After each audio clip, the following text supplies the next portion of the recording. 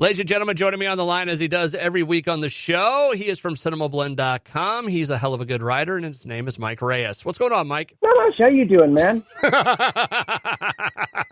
He says, full well knowing how he's doing. Yes, I promising to behave myself in the next little bit. But we're going to dive right into it. We got a lot of little interesting stories this week. Amy Winehouse, there's a new movie about her out. What's it called? Back to Black.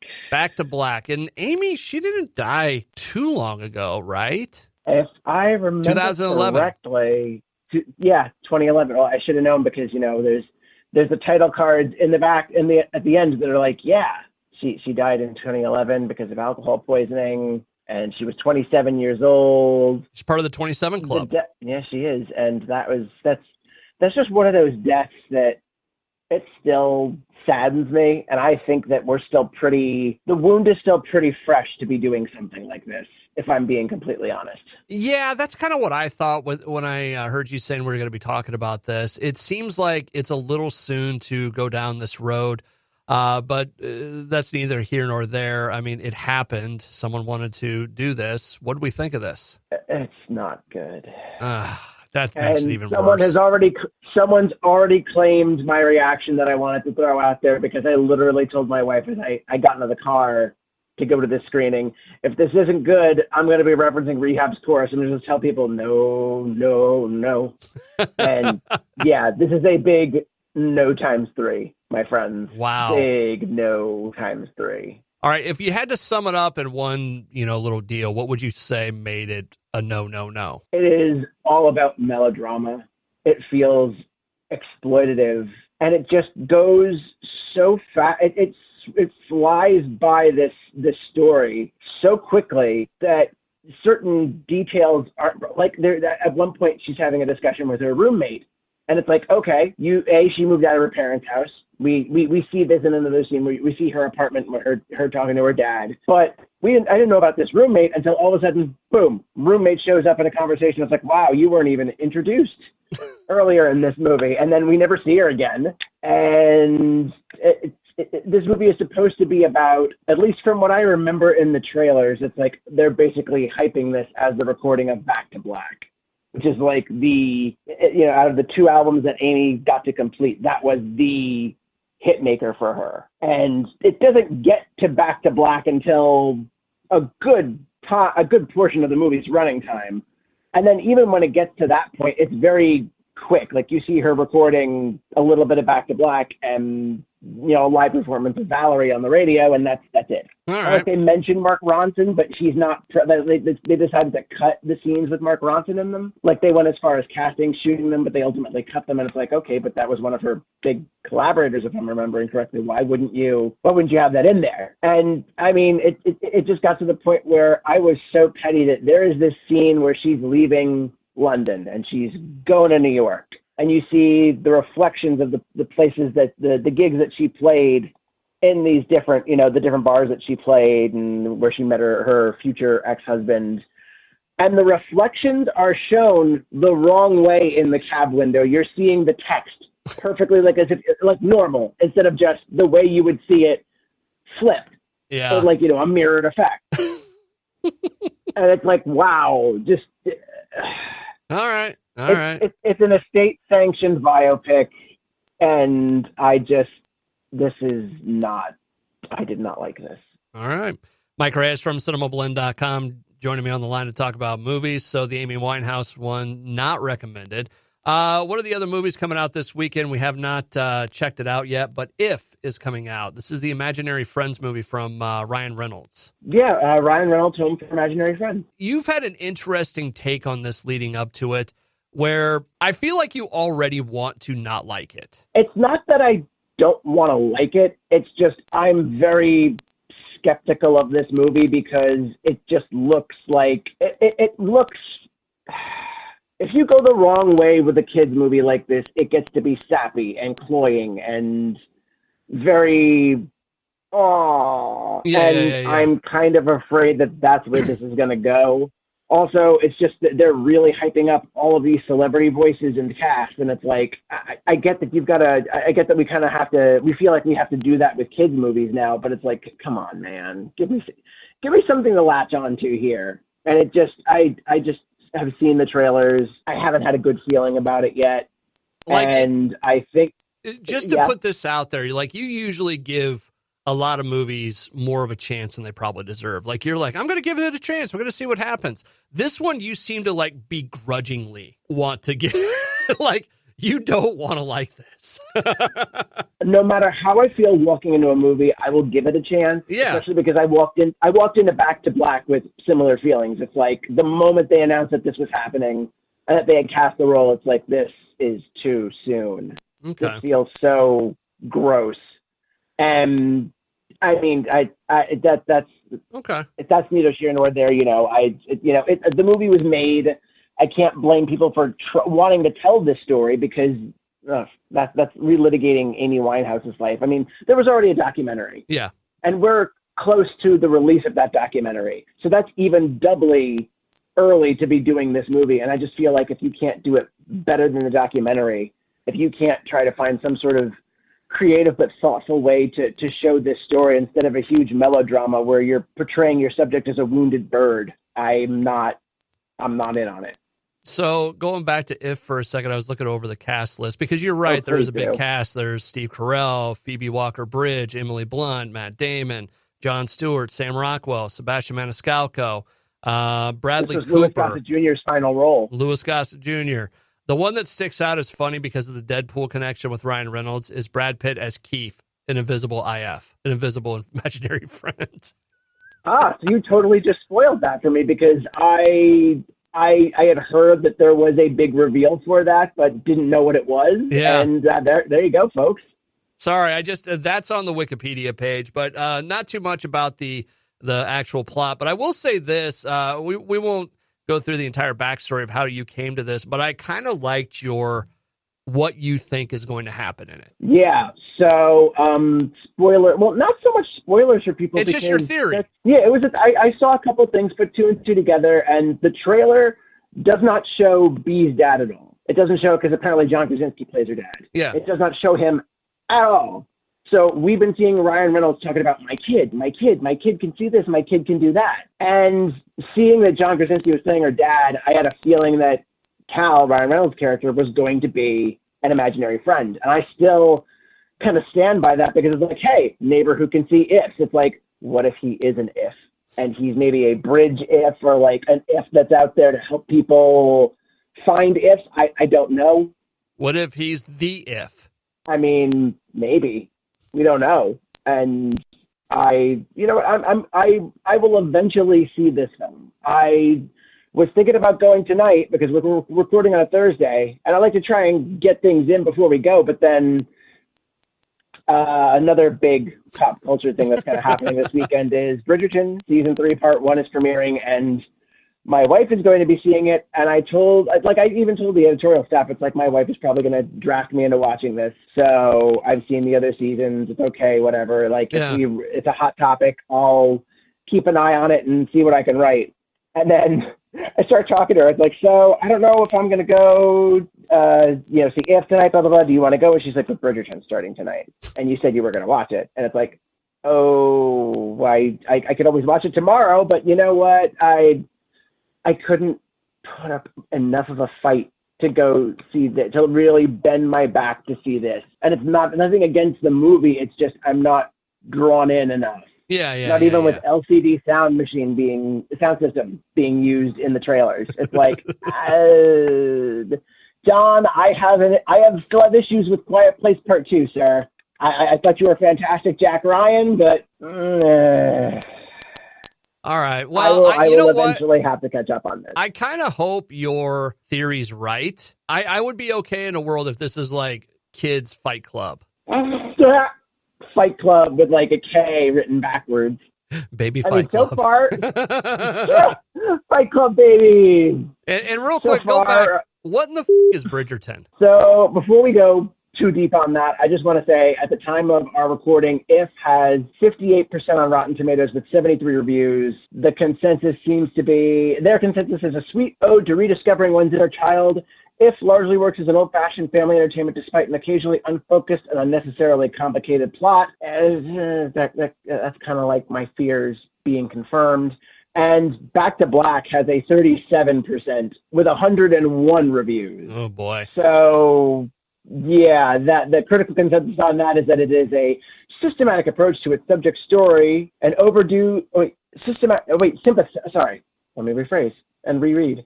It is a sympathetic approach to its subject story, an overdue antidote to the tabloid treatment she often received in life, even if the end results are disappointingly pedestrian. I feel like this is the tabloid treatment. I feel like this is the glossy magazine that you get. The only thing I could think of was when she passed. It's like, imagine how many glossy magazines and how many how much tribute merch, official and unofficial, got sold. And there was that whole album of rarities and B-sides that they released after she passed. And just, I can imagine how much of that was sold after she, that's kind of the world now, though, in that light, you know? Oh, I know. And then, of course, as you mentioned, just the whole 27 Club of it all. I can just imagine all those, there's always that classic ripoff of Nighthawks, I think is the name of the portrait, where everyone's at Philly's Diner.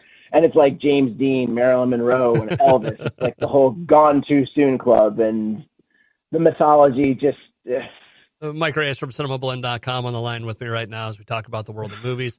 Moving over to kind of the world of movie news, there's a lot of little things out there that are kind of interesting, kind of not. It's. I don't want to say it's a great week for movie news because that's really sells people wanting to listen to this, but literally just kneecapped the rest of our show here. Well, I mean, I'm looking at them like, yeah, okay, yeah, okay. I could go back to the Bridgerton thing if we want to stoke the fires again. Nah.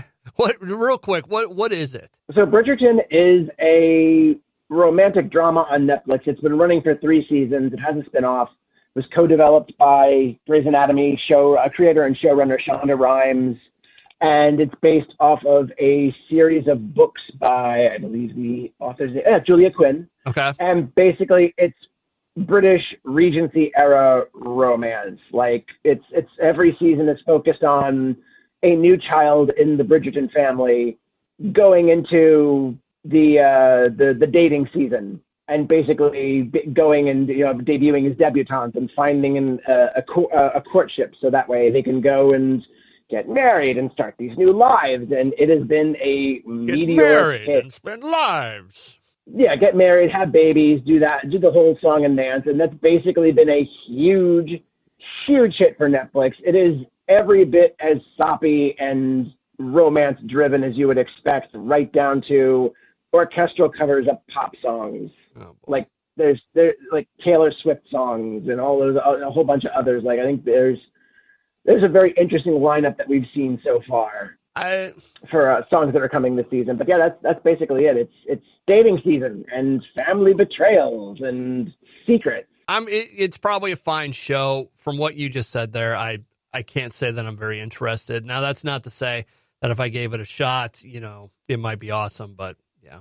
It's okay, but I'm kind of over the whole concept of it, and it's like we're going to just basically do this rinse, repeat until every kid in the family's married, and then what? Bridgerton babies? Bridgerton Fight Club? Yes, why not? Oh, I'd watch it. There's been a couple fights in this show. I would watch Bridgerton Fight Club. Mike Reyes from CinemaBlend on the line. That should be the quote about Bridgerton. If any of your critic quotes get out, I'd watch Bridgerton Fight Club. Needs more Fight Club. Mike Reyes, CinemaBlend. Done. I like that. All right, so moving over to the headlines real quick.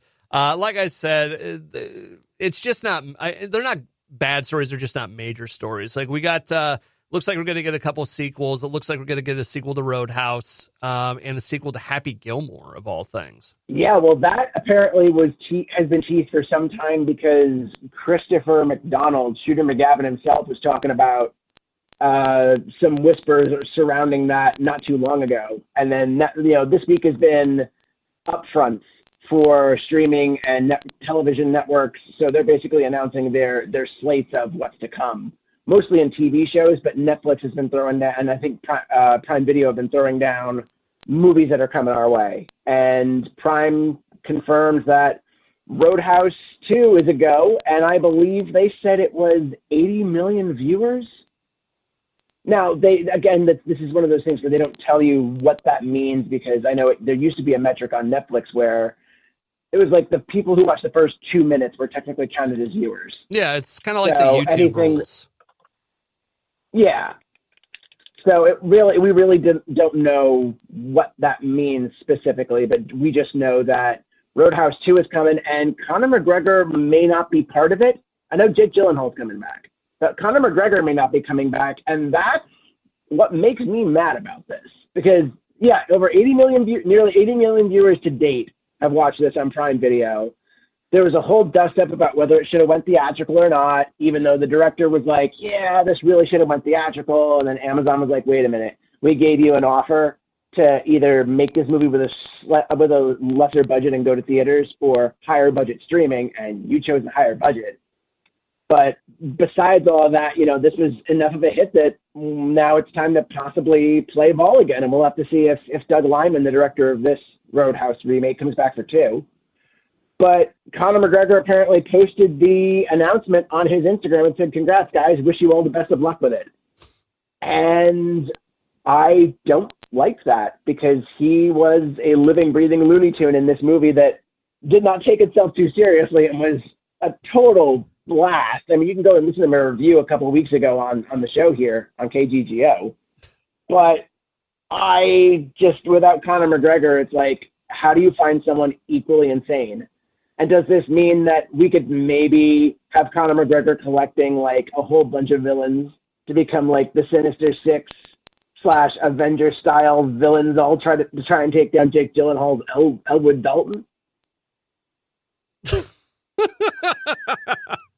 I would honestly, if I had to pick, I want a spin-off of Conor McGregor's character. Let me put it this way: the only couple clips I've seen the trailer. I saw they had the clip of like a post-credit scene or Conor McGregor walking out of a hospital with his ass hanging out.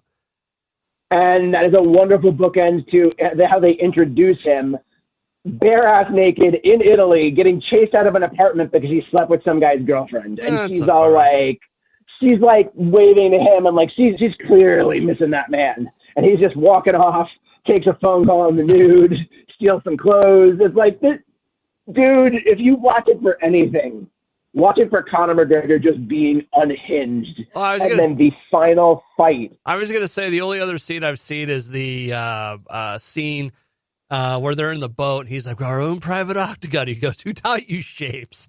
I thought that was a really funny line. And just to let everybody know at home, Anthony Bagarazzi, I believe, is the writer's name. He was a co-writer on The Nice Guys. So this guy knows how to do Shane Black dialogue like that.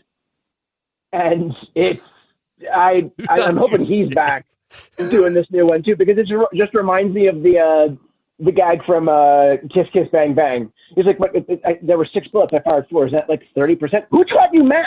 But yeah, Roadhouse 2 is happening, and I'm kind of anxious, but I'm kind of excited. We'll see. Netflix has given the first time I've ever heard of this, a full story commitment to The Three Body Problem, which has been a big hit for them. And apparently there's only 2 other books.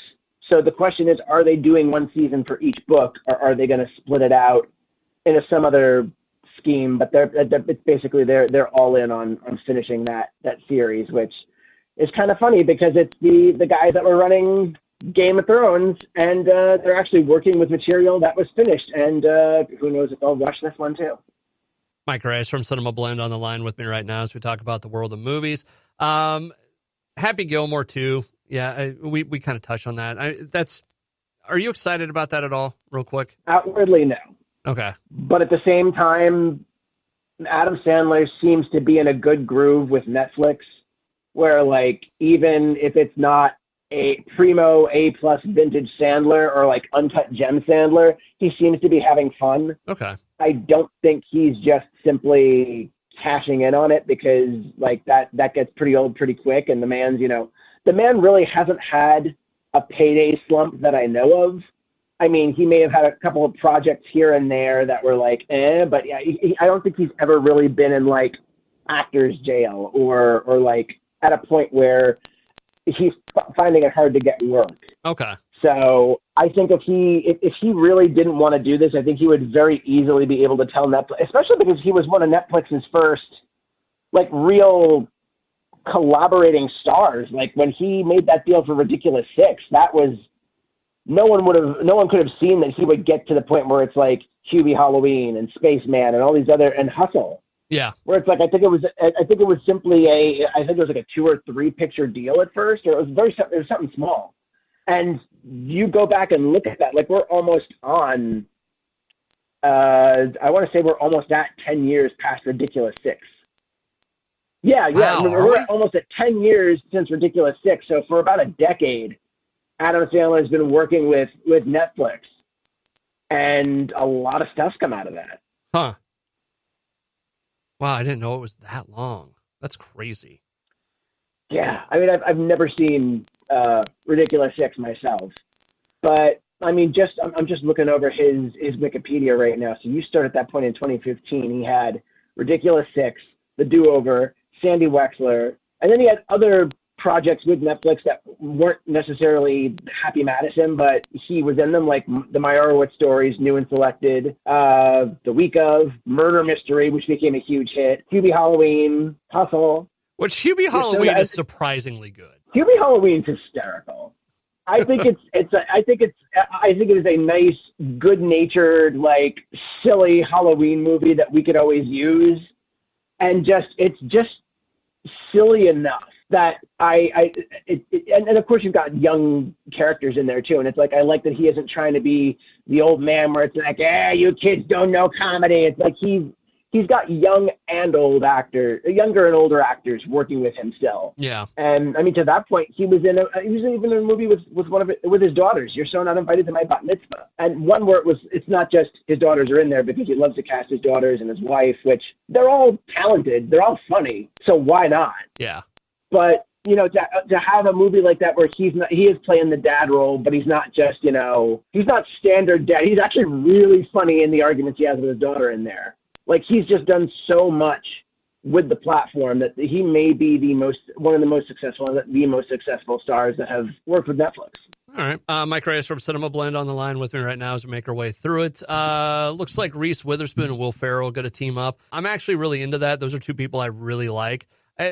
Or I should say, I like Will Ferrell when he's not being Will Ferrell. I never would have thought to put those two together. And I do see what you're saying, because Will Ferrell, as much as I love the man, if he gets too lost in the sauce and asks for, like, plays the Will Ferrell archetype too much, it just doesn't work. Like if it comes naturally to him, or if he just goes off in another direction, that's usually when it works better for me. But it's like if it's just they literally have in the script Will Ferrell type, and he said yes, and it's just on autopilot. It's like, obviously it's like you can still enjoy some of it because it's Will Ferrell, but then it's like, okay, man, what are we doing here? Like, I'll give you a great example. Like when he did the Holmes movie. Oh, Holmes and Watson. Yeah. Oh, that even having not seen it, because of how infamously bad it was, even though I still feel like I owe it to myself to see just how bad it was, that almost felt like, okay, we do not have a script here, or we do not have a good script. It just, what I'm trying to say is, it went down a road where it's like, okay, I think you could do a very interesting Sherlock Holmes movie with those two. I don't need it to be Talladega Nights again. Yeah, that was basically it. Or Step Brothers. It's like, okay, get John C. Reilly and Will Ferrell. Let's do this. It's like John C. Reilly both of them can change gears. I mean, when you get them away from each other, look at John when he was in the Guardians of the Galaxy. Look at Will when he was in Stranger Than Fiction. I love Stranger Than Fiction. Oh yeah, absolutely, so much. And then John C. Reilly, I mean, dude was in Chicago and I believe he was nominated for Best Supporting Actor. Like, and Boogie Nights. Like, they're both fantastic. I would love to see them cast together in something that was maybe sweetly funny and more serious, or even just a full-on drama. Like, they obviously work together so well, and I think they'd both be up for it. Yeah, it's just getting them to not do the shtick. Well, I think that's partially the material, and it's also whoever's leading the project, because someone's going to be in the wrong hands. They're going to be tempted to be like, okay, we're leaning into Step Brothers. I love Step Brothers. I saw it when I was a kid. I memorized the whole script. I want you guys to basically do, what if Dale and Brennan were Sherlock Holmes and Watson? Go. Yeah. And of course, this is coming from two guys sitting around on a podcast, of course, but. Yeah. And I mean, we still love those movies, but it's like, we still want more. Yeah. I don't know. So anyways, I think these two could be an interesting team up. I think Reese is very funny when she has the right material. And I have a giant crush on Reese Witherspoon. She's always been one of those ones. Like, if I had the opportunity, she's a girl that I'd be like, would you like to go get lunch or something? I would do it very awkwardly, but I don't know. She's always been thumbs up in my book. Yeah, I mean, she's definitely had some really good performances back there, but like, I don't know. I'm trying to really sort my feelings on her, because I really haven't seen much of her work lately. I know she's still working, obviously, but like, there was that Netflix movie that she did with Ashton Kutcher that I couldn't even force myself to watch it for the show. I got to a certain point, and it's like, okay, you pulled a script from your drawer from 2006. Yeah. And you just decided, well, let's make it now. Mike Reyes from CinemaBlend on the line with me right now. Yeah, we don't need to beat that to death. Moving over to, I kind of want to talk about the surprising movies that you and I finally saw to wrap this up this week. Oh, you know what? That would be a lot of fun. You go first. Okay. Just as we start to wrap things up, I got the chance to watch a couple movies this weekend. Well, I actually watched 3 that had been on the list and I just never had.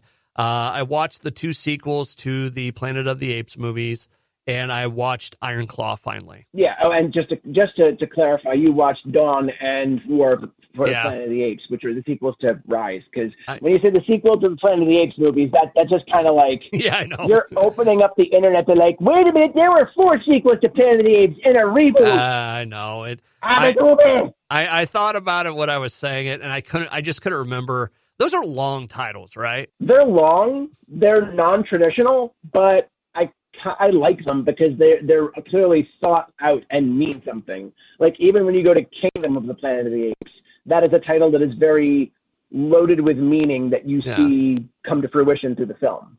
For the 2 Planet of the Apes movies, I really liked Dawn of the Planet of the Apes. I thought it was the better of the 2 I watched. That's not to say I didn't like War of the Planet of the Apes. I thought that was really cool. I just felt more like that was a movie I'd seen before. Does that make sense? Like, it had some of that traditional things of, the revenge story, the, fall of the empire, the rise of a new empire, and, all of this. But I enjoyed it. I don't want it to be out there that I didn't enjoy it. I really liked both of them. I just liked Dawn a little bit better. I thought that was fun isn't the right word, but I enjoyed it. I had them both on recently to do some like prep and research when I was going in to go see Kingdom. Yeah. But I didn't really get to sit and watch them fully, like attentively. Mm-hmm. And I want to go back and see what my feelings are with that, because I remember looking over at War for certain points when it was on during my rewatch and my passive rewatch. And I just really loved some of the elements that they threw in there. Like, especially the whole bad ape subplot I enjoyed, especially because giving Steve Zahn he does get some comic relief, but it's still a very serious and very heartfelt character. Seeing him get to play that made me so damn happy, because most people would remember funny, charming guy Steve Zahn or like goofy villain Steve Zahn. And it's like, it's the whole Will Ferrell thing where it's like getting to see him stretch out like that always makes me happy, because I'm a fan of that dude. I liked, and I'll tell you the other thing, and I haven't seen Kingdom yet, but I like that they skipped time to go to that, because I feel like this is one that could slip into the Star Wars thing really quick, where you have too much stuff going on at the same time and it overlaps too much. Does that make sense? Yeah, where it's like you kind of write yourself into a corner. I still really very much want to see the 300-400 years that happen in the middle there. And, if they want to do it through tie-ins or audio dramas, that'd be really cool. But I agree that I did like the idea of jumping ahead and then letting people sort of question, okay, how did Caesar's teachings get to this point? I also liked how they developed over time. It wasn't just they were instantly smart. The culture wasn't instantly there. I liked how it grew over a couple movies. And I had a very bad thought during it. It was kind of funny, but you know the apes are strong symbol that they do? Yeah. At one point, I thought in my head of Stone Cold Steve Austin's music hitting right when they do that, because it's kind of what he does when he goes to the ring. Yeah. What are you talking about? A bad thought? That's funny. But overall, no, I enjoyed both of them. That makes me want to go see the Kingdom one. I think that'll be a good watch. So the other one, speaking of wrestling, I finally watched Iron Claw. I didn't hate it. I had some issues with how they did some of the story. I mean, obviously, taking the story to the movie, is always hard. It's never easy, but they left the brother out. At the end, I didn't know which story they wanted me to focus on. Whether it was the death of the brothers, whether it was the dad cheated the kids out of money, or the selling of the business, or what. It kind of got muddled at the end for me. And I thought the Ric Flair, if they wouldn't have had the locker room scene with Ric Flair, I would have thought it was pretty good. But that guy, it didn't seem like Ric Flair. Like, Ric Flair is too big of a personality to not have it spot on in something like this, if that makes sense. Yeah, I get that.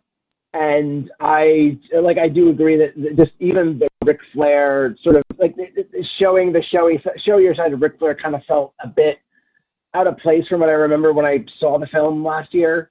But I kind of liked the locker room where it was just showing it all really is just a show.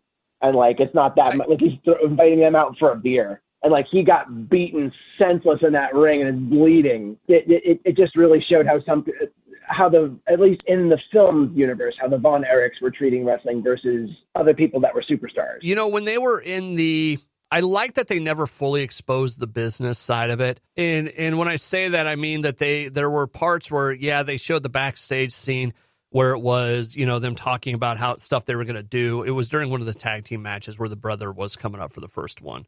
And that was, they didn't ever go, oh, this is fake or it's not real. I liked when they showed the matches themselves. It felt real. If pro wrestling was going to be real, this is kind of what it would be like. Does that make sense? I'm asking, did this make sense an awful lot today? Stop questioning yourself, man. All I am is a big bag of questions right now. I don't have any confidence left. 151 the show, available wherever you source your podcast. We haven't done 151 the show in years, but I do enjoy this. Series of 151 the show, wherever you happen to source your podcast. So anyways, I liked it. It was not the feel-good movie of the year. The Von Erich story is not the feel-good movie, but I will say I never knew that the brother who became the Texas Tornado in WWE had a prosthetic foot. I did not know that. Yeah, I mean, and I do know that there were certain details that seemed to have been, like you said, they left out a whole brother, and there were other details that were sort of glossed over and not included, and that's why you're not. If anyone notices, you're not hearing me say, well, maybe blah blah blah blah blah. It's like fictional movies. You can very much debate all of that till the cows come home. Yeah. But movies that are about certain disciplines, it's like when I know someone is very much into a certain discipline and has gripes with it, I'm not going to go against that unless I know enough to say something. Yeah. Because another thing is, someone on our staff is a big tennis person, and they saw Challengers, and they had issues with how Challengers depicted tennis. Yeah. And as much as I really love that movie, I'm sitting there and I'm like, you know what? I'm not going to argue with that because I don't know enough tennis. Yeah. I know they know tennis to know their stuff, and I can't wait to hear what they have to say about that. Mike Reyes from CinemaBlend on the line with me. As we wrap up, you finally saw Contact for some reason. Yeah, I wasn't purposely avoiding the movie. It was something that was on my radar when I was younger, and I still remember seeing the trailer for it and just being mesmerized by that signal noise and all the quick glimpses of footage that came up and all that, and the mystery surrounding it. But I hadn't gotten around to seeing it until now because over on Overdue Rentals, we got a Great British Baking Show / Great American Bake Off host. I'm sorry, Great American Baking Show / Great British Bake Off. Take your breath, take your time. I keep screwing up the names because the whole thing is it used to be called the Great British Bake Off. Okay. They had to change it to the Great British Baking Show because Pillsbury has a copyright on the term Bake Off. So they're not allowed to call themselves the Great British Bake Off in the United States. So it's called I'm just looking it up, just the Great British Baking Show, and then the Great American Baking Show. But they still call it Great British Bake Off over in the UK. They just don't call it the Great British Bake Off here. They call it the Great British Baking Show in the US. But neither here nor there. We got the two judges, Paul Hollywood and True Lace, to be guests on our show.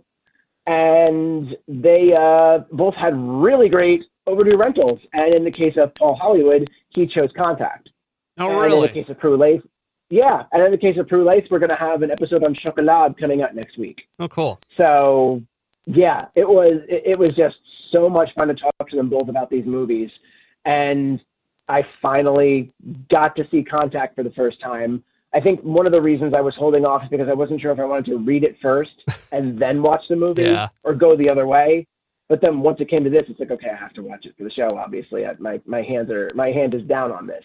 I love it. So beautiful. I should have sent a poet.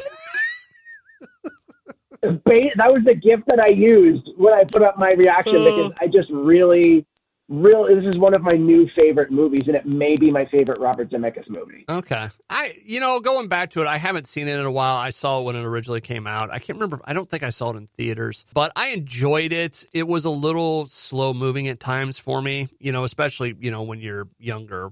I mean, this came out in what, 97? So I would have been about 16, 17 when I finally watched it. It was an interesting movie. I enjoyed it. I love the scene when they're powering up the machine. And you know what the part kind of bugged me about that though? They get done powering this thing up and they're like, nothing happened. And it's like, did you not see the light show or that it was screwing with, everything around it? It's like everybody blew past that part. It's like you just passed through it, nothing happened. What are you talking about? There was a light show. The ships were rocking. Something happened. Also, on our Overdue Rentals episode, which you can currently listen to wherever you source your podcasts, I have a theory about what actually did happen because I don't think many people have talked about it. And it's like you built this thing. There's this amazing anomaly in front of you. You really think like they even said before the thing launches, it might it might slingshot this ship out of our atmosphere. We don't really know what this thing does. We got these instructions from aliens and we just built it. And then obviously there's the counter argument that James Woods and all the other opponents of the project are talking about. It's like, what if we build this thing and it's just like an invitation for an armada, or we're just getting zapped? I don't know. That part always bugged me. It's like, you saw it. You guys were all rocking. Like, you just don't turn on a machine and it screws with everything and you don't think nothing happened. Yeah. So, anyways. No, it's dumb. Yeah. Again, it's one of those movies, like, it's easy to, make fun of the, so beautiful, should have sent a poet type thing, which my buddies and I have used that for years as one of our favorite things to say to each other. Yeah. And I really enjoyed that. At very awkward times, I will put it that way. A fantastic performance by Jodie Foster, and a fantastic performance by the whole cast in this movie. And it was just, like I said, I think it may be my new favorite Robert Zemeckis movie. And this is the same man that gave us Back to the Future and Used Cars and Death Becomes Her and Castaway. But yeah, this was just fantastic. Mike Reyes from CinemaBlend on the line with me right now as we talk about the world of movies. I think that pretty much does it for this week, Mike. We'll let you get rolling with your day and keep writing about the movies and the world of entertainment and do your interviews and the bips and the bops and all of that. That was a lot of that was a lot there. It always is. Mike Reyes from CinemaBlend. Thank you so much. Have a good weekend, man.